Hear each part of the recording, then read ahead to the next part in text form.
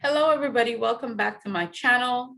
This is the second video in the series that I entitled The Non-Pagan Origins of Easter. I made a video before this one talking about the actual origins of Easter. That is the Jewish festival of Passover. If you have not seen that video, go ahead and watch it before you watch this one. As you can see in this video, I'm not in my office today. This is my home office, so don't pay attention to the background. And I really wanted to continue our conversation. Around this time of year, there's so much disinformation or misinformation about what Easter is about, who's being celebrated at Easter, at the Easter festival. And so this video is very important to me because I get asked the same question over and over again. Before I get really into the video, I want to establish something. This time of year, springtime, is very important to many cultures in the Western Hemisphere. These are cultures that experience wintertime and springtime. And so the winter represents a kind of death.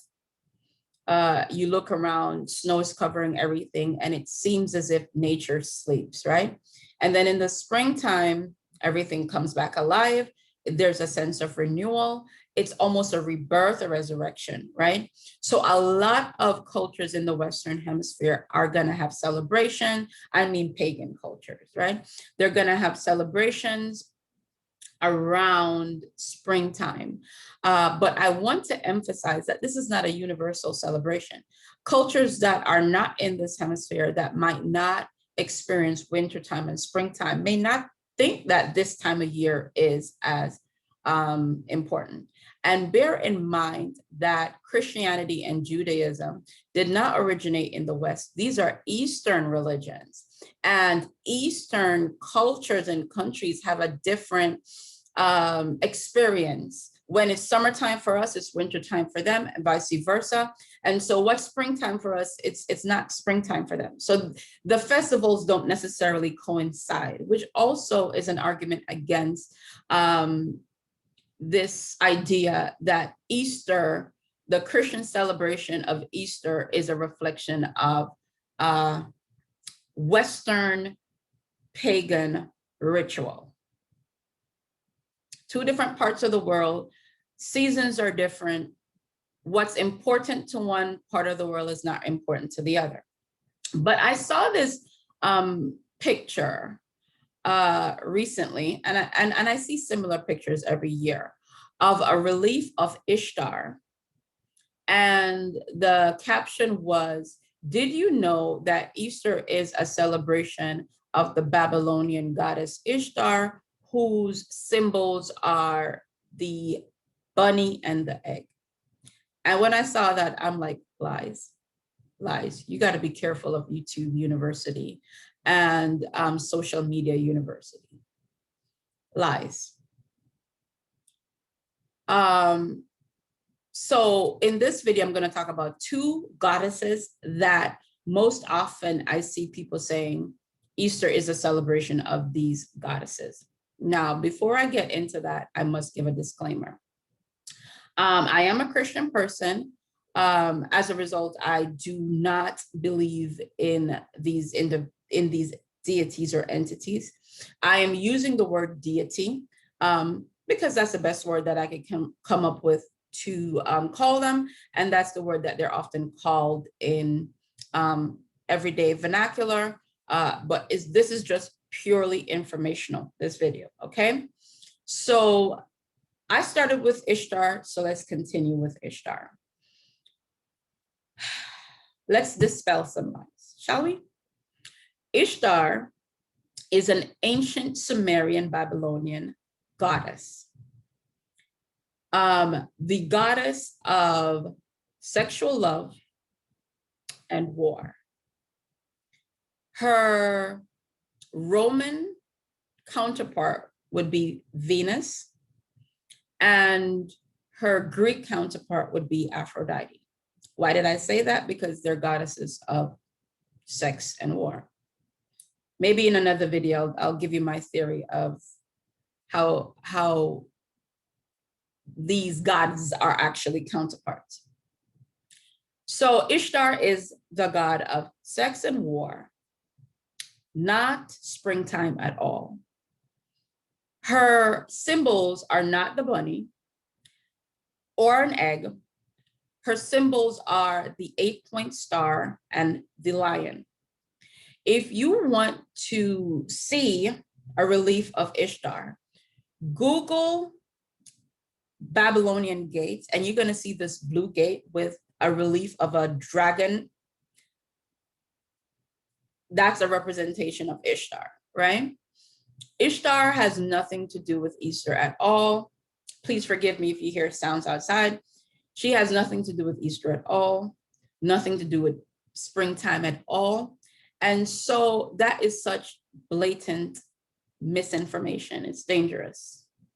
And it is even disrespectful to people who worship Ishtar. All right, good.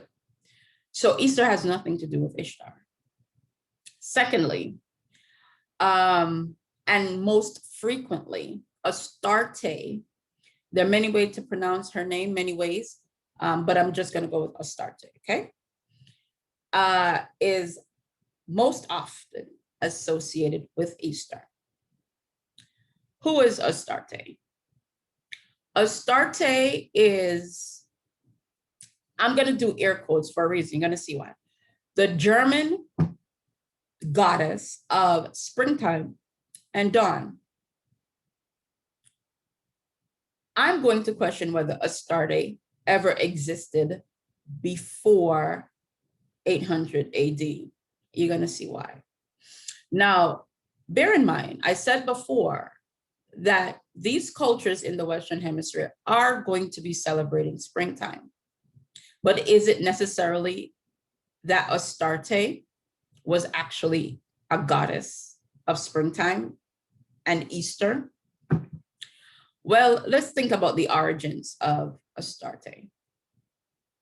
A lot of these Greek, Roman, German, Nordic gods have very ancient origins, right?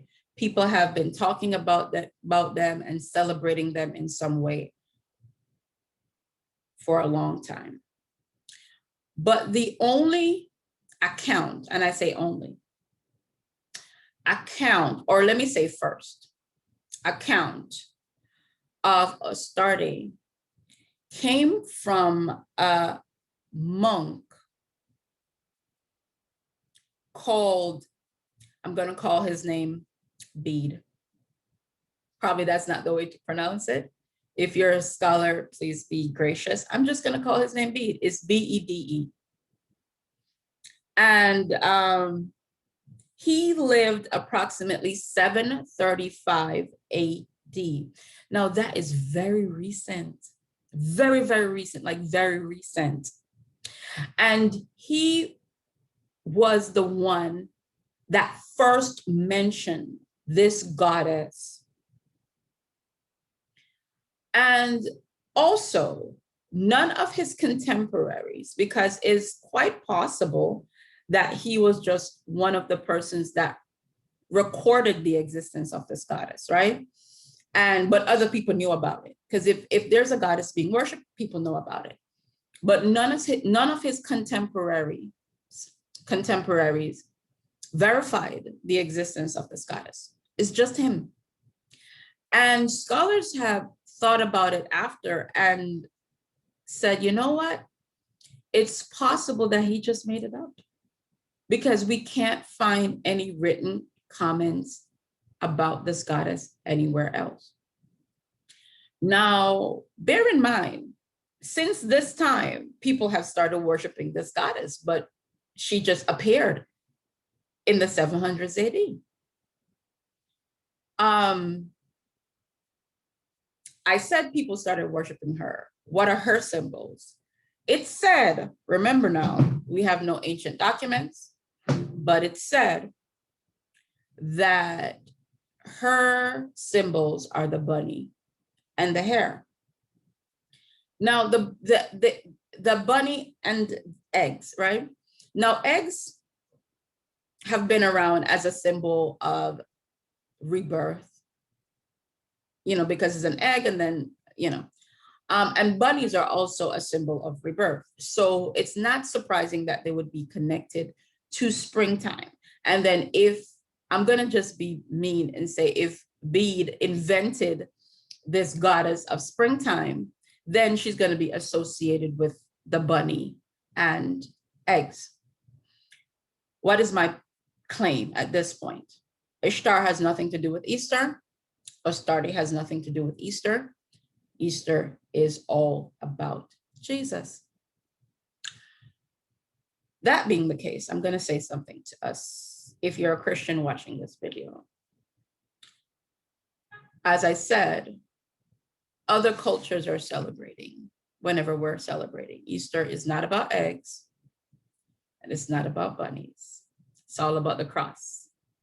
So think about what you're doing, what you're buying, and how you want to celebrate the death and resurrection of the Lord Jesus Christ. See you next time. Have a holy and happy Easter.